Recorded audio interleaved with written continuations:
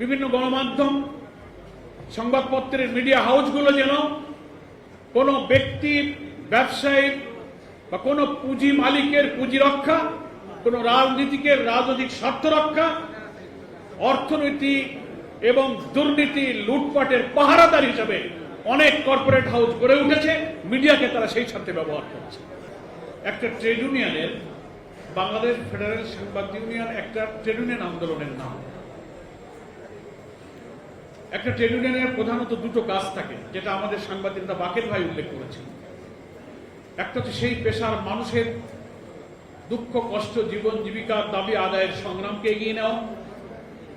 আর একটা হচ্ছে সেই পেশার সাথে সংশ্লিষ্ট সকলের প্রফেশনাল স্কিলনেস, পেশাগত দক্ষতা উৎকর্ষতা সাধনে সেই ইউনিয়নকেই একটা পদক্ষেপ নেওয়া, তাদের প্রশিক্ষণ, তাদের মোরাল, তাদের অন্যান্য যাবতীয় একাডেমিক প্রফেশনাল যত প্রশিক্ষণ আছে সেটার ব্যবস্থা করা। আরেকটা ট্রেড ইউনিয়নের অন্যতম দায়িত্ব হচ্ছে সাংবাদিকতা পেশা যেহেতু সারা পৃথিবীতে সভ্যতার ব্যারোমিটার হিসেবে সম্মানিত, ব্যারোমিটার অফ সিভিলাইজেশন, কেউ এক একটা দেশের রাজনীতির অন্যতম অঙ্গ বলেও বিবেচনা করেন। এবং একটা দেশের গণতন্ত্র, সেই সভ্যতা একটা জাতিকে এগিয়ে নিতে তিনটি শক্তির একটা কম্বিনেশন প্রয়োজন হয়।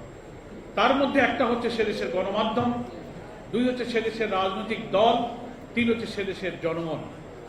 তিনটার মধ্যে ঐক্যের শক্তি, সমন্বয়ের শক্তিটা কিন্তু অসাধারণভাবে অবদান রেখে গণমাধ্যম এবং সাংবাদিকরা এটাকে এগিয়ে নিতে পারে। আমি বাংলাদেশ ফেডারেল সাংবাদিক ইউনিয়নকে একটি ট্রেড ইউনিয়ন আন্দোলন হিসেবে এই দায়িত্বের প্রতি তারা সচেতন আছেন এবং বাংলাদেশের মানুষের এই যে এখন গণ আকাঙ্ক্ষার এই সবচেয়ে তুঙ্গে ওঠা এই চাহিদা পূরণের সময় এই দায়িত্ব পালনে তারা অসাধারণ ভূমিকা রাখবেন। যেমন তারা অতীতের সকল গণতান্ত্রিক সংগ্রাম, ফ্যাসিবাদ বিরোধী সংগ্রামে তারা সাহসী ভূমিকা পালন করেছেন। এ পর্যন্ত 68 জন সাংবাদিক নেতা জীবন দিয়েছেন।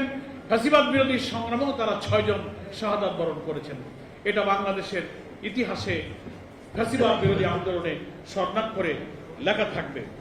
সম্মানিত বন্ধুগণ, আমি মনে করি যে আমাদের সামনে আজকের দিনে, আমি একটা দুর্ভাগ্যই বলবো, শুধু বাংলাদেশ না সারা পৃথিবীতে মূল সাংবাদিকতার যে লক্ষ্য, সেই লক্ষ্যের দিকে আমরা কিন্তু সবাই স্থির থাকতে পারছি না, আমরা চলতে পারছি না। এখানে অনৈতিকতা, সুবিধা, স্বার্থ আমাদেরকে ঘিরে ধরে এই পেশার মর্যাদা সম্মান ক্ষুণ্ণ করছে।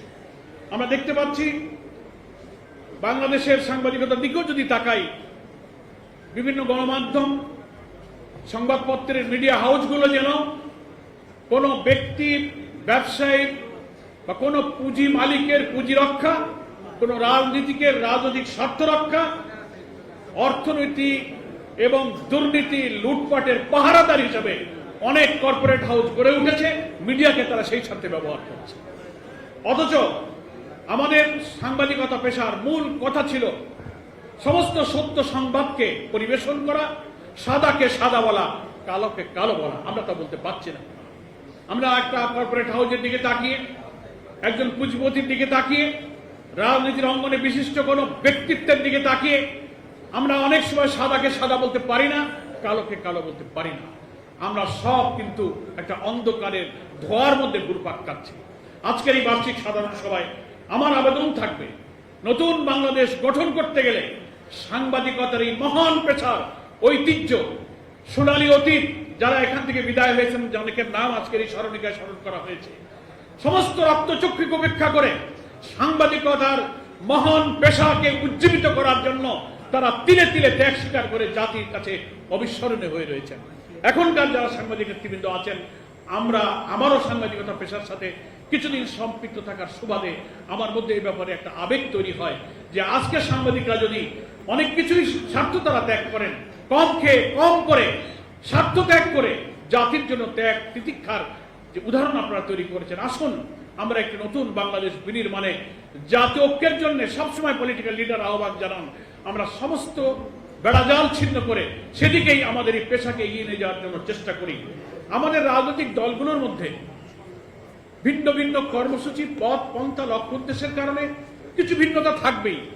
অনেকে বলেন, টেবিলে বসেও কথা হচ্ছিল, ফখরুল ভাইও বলছিলেন একই কথা, সাথে আমি একমত যে সবকিছুই এক হয়ে যাওয়া সম্ভব নেই, এই কারণে যে প্রত্যেকটা দলের তো একটা কর্মসূচি, লক্ষ্য উদ্দেশ্যের ভিন্নতা থাকে। কিন্তু এটাও ঠিক যে কিছু কমন ইস্যুতে একটা ন্যাশনাল কনসেনসাস থাকতে হবে, যাতে জাতির কঠিন সময়ে আমরা রাজপথে ফ্যাসিবাদ বিরোধী আন্দোলনের মতো একটা সময় দাঁড়াতে পারি। তার মধ্যে প্রথম হচ্ছে যে আমাদের এই বাংলাদেশকে আমরা একটা corruption free country, corruption free একটা ইকোনমি হিসেবে গড়তে চাই। এ ব্যাপারে তো বিএনপি, জামাত সহ কোন দলের মধ্যে তো দ্বিমত নেই। দুর্নীতিকে আমরা প্রশ্রয় দিব না। দুর্নীতি দমন কমিশন, কালকে সরকার প্রধান উপদেষ্টাও বলেছেন যে আগামী নির্বাচনে দেশকে যদি দুর্নীতি মুক্ত করতে চান, তাহলে দুর্নীতির সাথে যাদের সম্পর্ক তাদেরকে না বলুন। এই দুর্নীতিবাজদের বিরুদ্ধে না বলার জাতীয় ঐক্যের ব্যাপারে কোনো দলের মধ্যে দ্বিমত নাই। যদি আমরা এখানে ফ্রেশ হতে পারি, দেশটা ভালো থাকবে। আমাদের শিক্ষা ব্যবস্থার মোরাল এডুকেশন, উৎপাদনমুখী কারিগরি শিক্ষার ভিত্তিতে নতুন তরুণ প্রজন্মকে যদি বিশ্ববিদ্যালয়, কলেজ, স্কুল, মাদ্রাসা, ইউনিভার্সিটি শিক্ষা শেষে সকলকে আমরা কাজ দিতে পারি, দক্ষ তারুণ্যের উচ্ছ্বাসে এই বাংলাদেশ আবার আমাদের লাল সজীবের পতাকা পৃথিবীর উন্নত দেশের মতো করে পথ করে উঠতে পারবে। আমাদের আরো ঐক্যমত হতে পারে। আমরা একটা সোশ্যাল জাস্টিসের কথা বক্তৃতায় বলি। রাষ্ট্রের ক্ষমতায় যখন চাই, তখন ভিন্ন মতের প্রতি দমন, আমার দল কেন করো না, আমার সরকার বিরুদ্ধে কেন আন্দোলন করো, সে ব্যাপারে আমরা রক্ত চক্ষু দিয়ে আমরা ভিন্ন মতকে দমন করি। বিনা অপরাধে মামলা, জেল, ফাঁসি, ক্রস ফায়ার, রিমান্ড, আয়নাঘর, গোটা জাতির কাছ থেকে এই সোশ্যাল জাস্টিস, সামাজিক সুবিচার বিদায় নিয়েছে। এই ব্যাপারে প্রত্যেক পলিটিক্যাল পার্টির মধ্যে একটা চিন্তার ঐক্য প্রয়োজন, যে আমরা ক্ষমতায় গেলেও আমরা ভিন্ন মতের প্রতি দমন করব না। জাতীয় ঐক্যে সকলের গণতান্ত্রিক সুযোগ দিয়ে এই দেশ গঠনের সকলের সমান অবদানের যে অধিকার আছে সাংবিধানিক, সেটাকে আমরা অক্ষুণ্ণ রাখবো।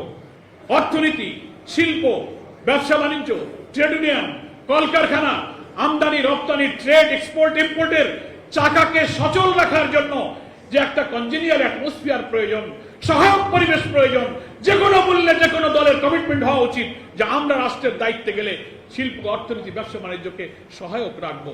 দলীয় স্বার্থে লুটপাট, বিদেশে অর্থ পাচারকে সাপোর্ট দিব না, চুরি, দুর্নীতি প্রশ্রয় দিব না। এই কমিটমেন্ট যদি থাকে, এটা একটা জাতীয় ঐক্যের পরিবেশ হতে পারে। পরিশেষে আমি কথা বলবো, সাংবাদিকদের আজকে দুর্দিনে পাশে এসে দাঁড়াবার বড় শক্তি হচ্ছে আপনাদের ঐক্য। সাংবাদিকদের ঐক্যটাকে অটুট রাখা। আমরা দেখতে পাচ্ছি ঢাকা এবং ঢাকার বাইরের বিভিন্ন শাখায় আপনাদের ফেডারেল সাংবাদিক ইউনিয়নের যে সমস্ত অ্যাফিলিয়েটেড ইউনিয়নগুলো আছে, সেখানে এবং ঢাকায়ও নিজেদেরই একটা বিভক্তি তো আছে সারা দেশে, তারপরে আমাদের মধ্যে আবার বিভক্তি শুরু হয়েছে। ফলে রাজনীতির জায়গায় রাজনীতি থাকুক, সাংবাদিকদের ঐক্য যদি আমরা ধরে রাখতে পারি, তাহলে আমরা জাতি গঠনে, গোটা জাতিক ঐক্যের ক্ষেত্রে আমরাও কিন্তু ভূমিকা রাখতে পারবো।